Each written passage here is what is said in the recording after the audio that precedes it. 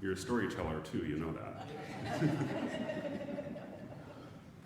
So I'm going to watch my watch. 5 minutes is what I got. So most of you know, I come from, I am in the middle of, have a very musical family. And I started off my life getting into music from a fairly early age. Was involved in high school, did choir, played instruments, did all sorts of stuff, and thought this is really fun. I enjoy doing this, but I always worked behind the scenes too. So setups. I developed an interest in production and event management, and so that's kind of where my career started off at. Being a music major in college and finding out how much I like working behind the scenes, running a recital hall at U of I, and I liked planning. I enjoyed solving problems in event management. There's a lot of problems. So it was my way to be involved in the arts, and I felt very strongly, I've always felt very strongly that how important it is to be able to provide artistic opportunities, to provide music, and what these things do to the soul in a person, and how important is art and music in people's lives. And so it felt like a ministry to me, and it seemed like the opportunities were always there to lead me into these situations where I was working in event management and kind of providing that, enabling those exchanges for a large number of people. And I always felt very satisfied doing that. So I ended up, one of my first jobs ended up running a fine arts facility at a university, which was also involved some teaching, which was really, really enjoyable. I loved working with the college kids, both teaching and training them. And it took us way out to Frostburg, Maryland, which is like across the country from family. So it was really a leap of faith going out there. So far away from home. That's where Peter was born, our first child, and felt like we were kind of going out to the wilderness. It's like, east, well, it's not the wilderness, but it's, it was just so foreign to us. But all the opportunities we had to learn and develop and see things from a different perspective was really, was very, very enriching for us. But the interesting thing is that, I went there for my career, but, and I'll get back to this in a little bit, but we spent so much time after we found a church in Frostburg, and it turned out that was just as important, the things we were doing there, as what I was doing at Frostburg. And I'll get back to that. We decided we wanted to get back to close to family, so all the opportunities that I had at Frostburg, because I did facility management, I also had the opportunity to do some marketing, and those skills prepared me to come here and work at NNU for 15 years running the Brand Center. So here's a double ministry light because I'm getting to provide artistic opportunities. I'm getting to provide opportunities for discourse and getting people together, because that's what conferences and events is about. In a Christian setting, it was just, I thought it was amazing. It was just such a wonderful opportunity, and getting to be able to be in an environment where you're not afraid to share or talk about your faith as well. It was just incredible. But the events industry, how many of you have had weddings? Okay. Is your wedding one of the most important events in the day of your life? Or at least it felt like it at the time, right? When you're in event management, everybody's event is like that. And everybody's event is important. And if you're a conscientious person, if you're a conscientious manager, you want everybody's event to go very well, and you want to take care of them. So, so you're there all the time. You're there in the evenings. You're there during the day's planning.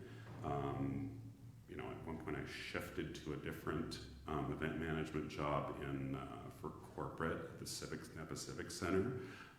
There was a situation where, I thought I was, maybe I got tired a little bit of working in academia, so I thought I'd do a shift. Well, when I shifted to the Civic Center and private industry, I realized, oh, now I'm working 7 days a week instead of 6, sometimes 7, and putting in as many, if not more hours. We were renting to a church, so the church was one of my clients. So of course I want to be there. I need to be there someday to take care of them, right?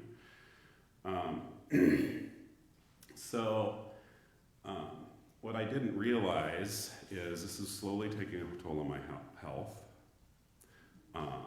and also taking a toll on my family. All this time I was investing in doing all these things. It really came home and hit me one Sunday afternoon when I came home from the Civic Center after taking care of that event. And I had events all weekend. There was a theater event, and so Thursday, Friday, Saturday, I was gone basically all those evenings, all those days. And then it was kind of Sunday afternoon was the first time I'd been home for a couple days, basically. And Wendy, my wife, was telling me about this fantastic solo Peter played. Peter's my oldest son. He'd been going to the Arts Charter, and he did this amazing solo at the jazz concert Friday. I didn't even know he had a jazz concert Friday. So that's how unplugged I'd gotten from my family, and that was a wake-up call. And so I quit. I stopped. It's like, this is not healthy anymore. So it wasn't healthy for my family. It wasn't healthy for me. I was having some scary health issues at that point in time, and it was just too much. So I stepped back and I just did custodial for almost 2 years.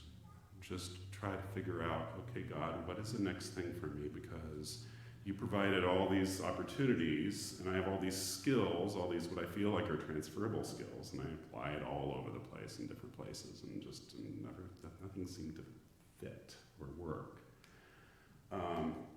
But in that time, my health started to improve because I wasn't working, 60, 70-hour weeks, and the stress level was not there.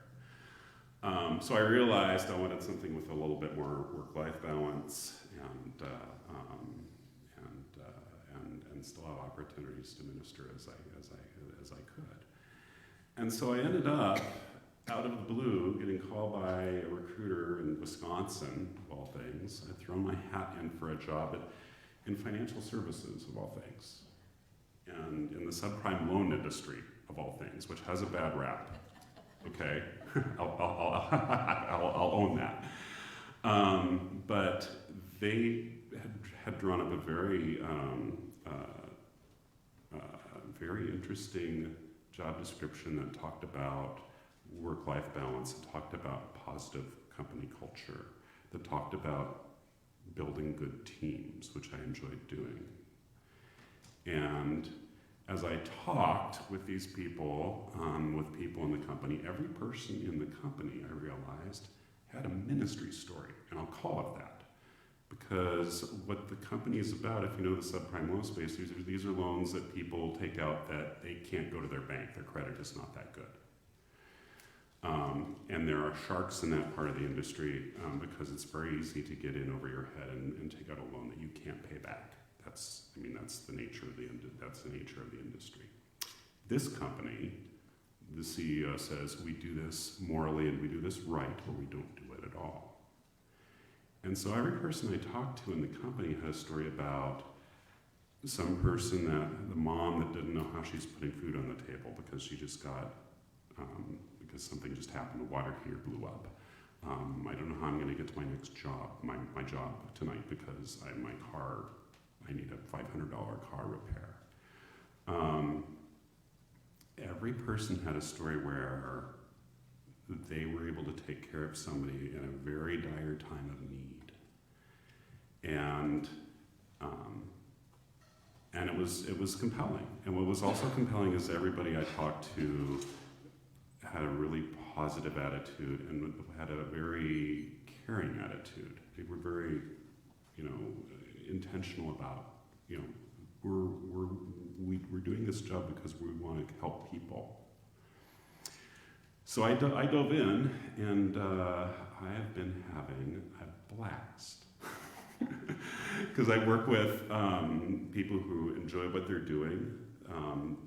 I'm more often trying to send my people home because they'd rather not close their stores when they're sick. It's like, go home. I have conscientious people working for me. They take care of each other. They take care of me.